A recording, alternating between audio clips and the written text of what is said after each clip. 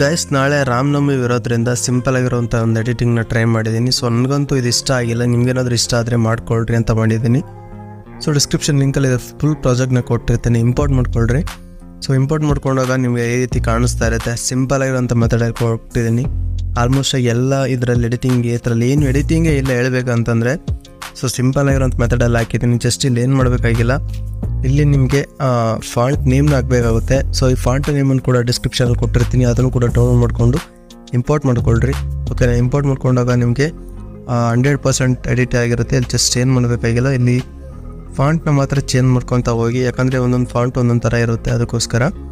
ಓಕೆನಾ? ಸೊ ಇಲ್ಲಿ ನೋಡ್ತಾ ಇರ್ಬೋದು, ಒಂದೊಂದು ಫಾಂಟ್ ಒಂದೊಂದು ಥರ ತೋರಿಸ್ತಾ ಇದೆ, ಅದಕ್ಕೋಸ್ಕರ ನಿಮ್ಗೆ ಯಾವ ಫಾಂಟ್ ಬೇಕಾಗುತ್ತೆ ಆ ಒಂದು ಫಾಂಟ್ನ ಯೂಸ್ ಮಾಡ್ಕೊಂಡು ಎಡಿಟಿಂಗ್ನ ಮಾಡ್ಕೊಳ್ರಿ. ಸೊ ಆಲ್ಮೋಸ್ಟ್ ಆಗಿ ತುಂಬ ಯೂನಿಕ್ ಆಗಿರುವಂಥ ಫೋಟೋ, ಯೂನಿಕ್ ಆಗಿ ಅಂತ ಏನಿಲ್ಲ, ಸಿಂಪಲ್ ಆಗಿರುವಂಥ ಮೆಥಡಲ್ಲಿ ಹೇಳ್ಕೊಟ್ಟಿದ್ದೀನಿ ನನಗೆ ಗೊತ್ತಿರೋ ಹಾಗೆ.